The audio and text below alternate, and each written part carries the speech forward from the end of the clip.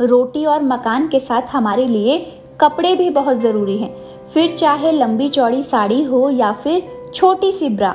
एक पल के लिए महिलाएं स्टाइलिश कपड़ों के बिना गुजारा कर सकती हैं, लेकिन ब्रा तो चाहिए ही चाहिए। लेकिन गौर करने वाली बात तो ये है कि ब्रा की इतनी इम्पोर्टेंस होने के बावजूद कई लोग इस पर बात करने में झिझकते हैं। ब्रा की फुल फॉर्म क्या होती है या ब्रा को किसने बनाया, ज्यादातर लोग इन सवालों के जवाब नहीं दे पाएंगे। लेकिन ब्रा की भी अपनी एक कहानी है और इससे जुड़े कुछ ऐसे फैक्ट्स हैं जो शायद महिलाएं भी नहीं जानती होंगी। क्या आप जानते हैं कि पहली बार ब्रा किसने पहनी और किस देश में ये बनी थी? आज हम आपको इन्हीं सारे सवालों के जवाब देने वाले हैं। ब्रा का इतिहास लगभग 500 साल पुराना माना जाता है।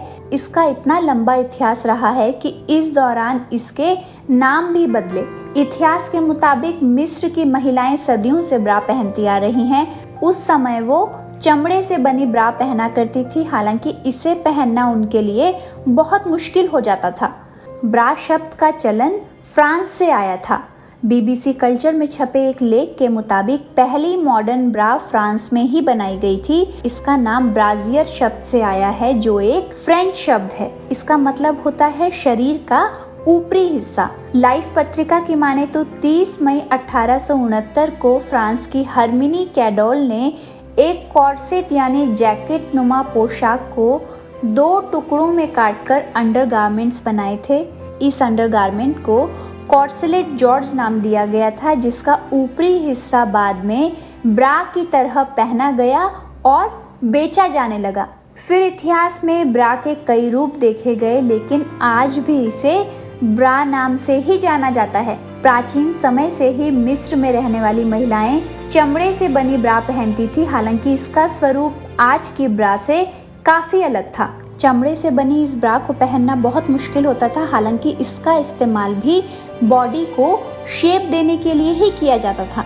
19वीं शताब्दी के आते आते मिस्र के अलावा कई देशों में महिलाओं ने कॉर्सेट पहनना शुरू किया। कॉर्सेट के पीछे डोरियां होती थी जिसे पहनते समय खूब जोर से कसा जाता था। कॉर्सेट में लोहे की छड़ें लगी होती थी जिन्हें खींचकर टाइट बांधा जाता था। आप ये जानने भर से ही अंदाजा लगा सकते हैं कि इसे पहनना कितना दर्दनाक होता होगा। कॉर्सेट पहनने की वजह से महिलाओं की रिब्स की हड्डियां संकरी हो जाती थी, जिससे शरीर के अंदरूनी अंग भी अपनी जगह से हिल जाते थे। हालांकि विश्व युद्ध के दौरान ये मांग की गई कि कॉर्सेट में जिस लोहे का इस्तेमाल होता था उसका प्रयोग युद्ध में किया जाए और इस तरह लोहे की छड़ों की जगह कॉर्सेट में व्हेल मछली की हड्डियों का इस्तेमाल किया जाने लगा। कॉर्सेट से महिलाओं की सेहत को बहुत नुकसान होने लगा था। ये इतने टाइट होते थे कि डॉक्टरों ने तक चेतावनी दे दी थी। इसे पहनने से जी घबराना और चक्कर आने जैसी समस्याएं होती थी।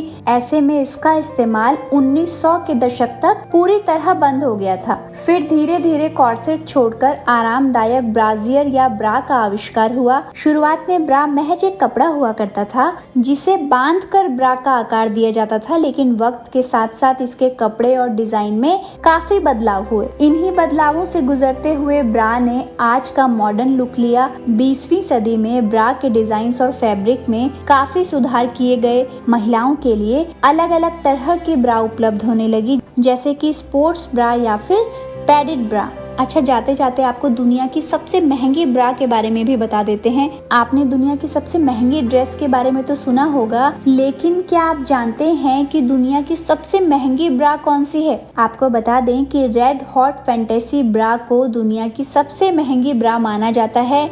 इसे विक्टोरिया सीक्रेट ने डिजाइन किया था और साल 2000 में ब्राजील की सुपर मॉडल और सुपर स्टाइलिश गिसेल बुंचेन ने ये ब्रा पहनी थी। इस ब्रा की कीमत 125 करोड़ रुपए बताई जाती है और वो इसलिए क्योंकि इस पर 1300 कैरेट के हीरे और थाई माणिक जड़े हुए हैं। यही वजह है कि रेड हॉट फैंटेसी ब्रा चमचमाती हुई नजर आती है। तो ये थे ब्रा से जुड़े कुछ ऐसे इंटरेस्टिंग फैक्ट जो सालों पुराने हैं, लेकिन कई लोग इनके बारे में जानते नहीं हैं। वीडियो अच्छा लगा हो तो लाइक, शेयर और कमेंट जरूर करें। चैनल पर नए हैं तो सब्सक्राइब करना ना भूलें और साथ ही बेल आइकॉन को भी हिट कर लें ताकि हमारे नेक्स्ट वीडियो का नोटिफिकेशन आपको मिल जाए। जल्द ही फिर मुलाकात होगी। शुक्रिया।